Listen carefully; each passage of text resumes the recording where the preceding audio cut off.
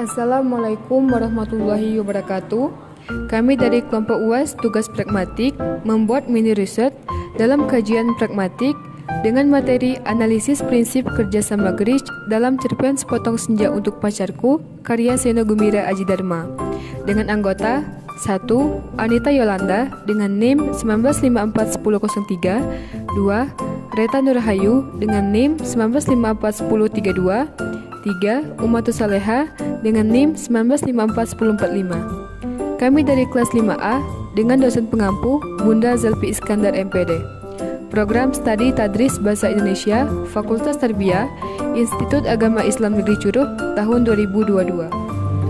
A. Latar belakang. Menurut Hair dan Agustina tahun 2010, bahasa adalah sebuah sistem.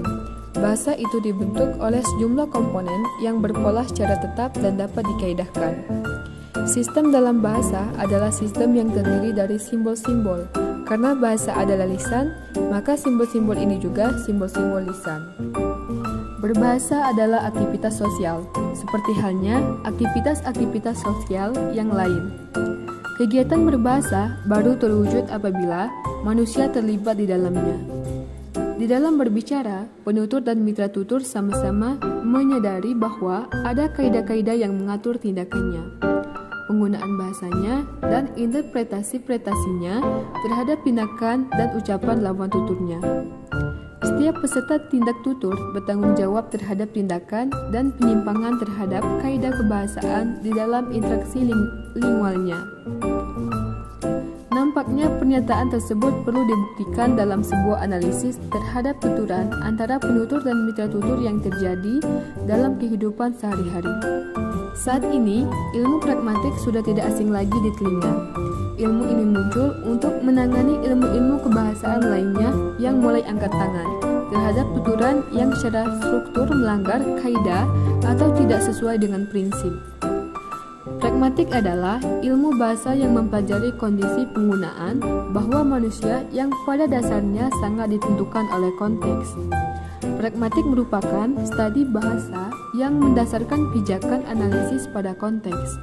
Pragmatik adalah studi tentang makna yang disampaikan oleh penutur atau penulis dan ditafsirkan oleh pendengar atau pembaca. Sebagai akibatnya, studi ini lebih banyak berhubungan dengan analisis tentang apa yang dimaksudkan orang dengan tuturan-tuturannya daripada dengan makna terpisah dan kata atau frasa yang digunakan dalam tuturan itu sendiri. B. Rumusan masalah. 1.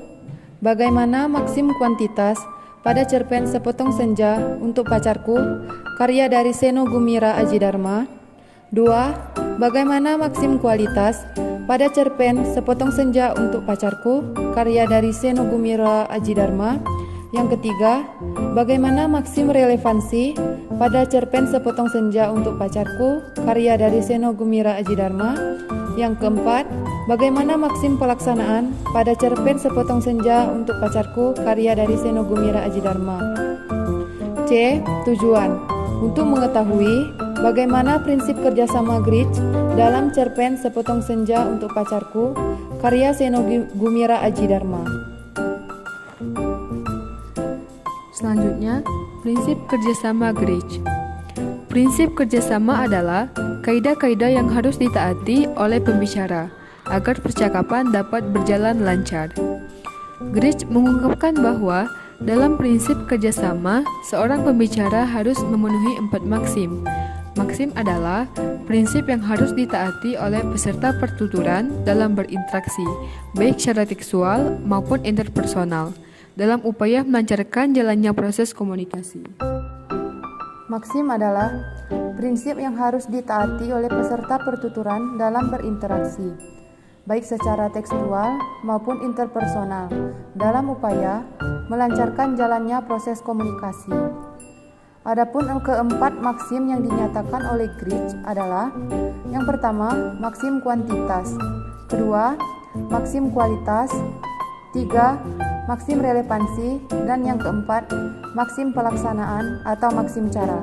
Selanjutnya, berikut adalah contoh maksim dari prinsip kerjasama GRIJ. Maksim kuantitas adalah menghendaki setiap peserta tuturan memberikan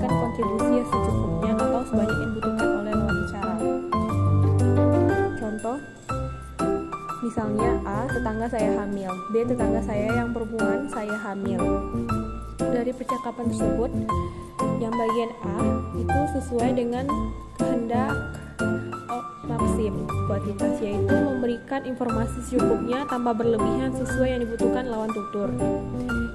Sedangkan yang B tidak sesuai dengan maksim kuantitas karena pada contoh 2 tersebut informasi yang diberikan terlalu berlebihan, yaitu pada kata perempuan. Selanjutnya contoh yang kedua. A, lihat itu Muhammad Ali bertanding lagi. B, lihat itu Muhammad Ali yang mantan tinju kelas berat itu mau bertanding lagi. Penjelasan percakapan di atas itu tuturan dituturkan oleh seseorang mengagumi Muhammad Ali kepada rekannya yang juga mengagumi tinju legendaris itu. Tuturan itu dimunculkan pada waktu mereka bersama-sama melihat salah satu acara tinju di televisi. Selanjutnya, contoh maksim kualitas. Maksim kualitas adalah maksim yang mewajibkan setiap peserta percakapan mengatakan hal yang sebenarnya. Contohnya, bagian A, coba kamu Udin, apa ibu kota Bengkulu? B, Jakarta Pak. A, bagus, kalau begitu ibu kota Jawa Tengah Denpasar ya. Dari percakapan tersebut dapat dijelaskan, contoh ini tampak guru memberikan kontribusi yang melanggar maksim kualitas. Guru mengatakan ibu kota Bengkulu, itu Jakarta bukan Bengkulu. Jawaban ini tidak mengindahkan maksim kualitas. Ini diutarakan sebagai reaksi atas jawaban Udin yang salah. Contoh selanjutnya, bagian kedua yaitu A, silakan menyontek saja biar nanti saya mudah menilainya. B, jangan menyontek, nilainya bisa E nanti. Dari penjelasan tersebut, jelaskan tuturan ini dituturkan oleh dosen kepada mahasiswanya di dalam ruang ujian pada saat ia melihat ada seseorang mahasiswa yang sedang berusaha melakukan percontekan. Selanjutnya, maksim relevansi. Maksim relevansi yaitu maksim yang mengharuskan setiap peserta percakapan memberikan kontribusi yang relevan dengan masalah pembicaraan. Contoh yang pertama, A, Pak, ada tabrakan motor lawan truk di pertigaan depan. B, yang menang apa hadiahnya? Dari percakapan ini, jika si B kooperatif, maka si B tidak selayaknya menyamakan peristiwa kecelakaan dengan sebuah pertandingan. Contoh yang kedua, A, bawa sini semua berkasnya, akan saya tanda tangani dulu. B, maaf Bu, kasihan sekali nenek itu. Dalam contoh di atas, tampak jelas bahwa kalimat yang B, yakni maaf Bu, kasihan sekali nenek itu, tidak memiliki relevansi dengan apa yang diperintahkan oleh kalimat yang A, yakni bawa sini semua berkasnya, akan saya tanda tangani.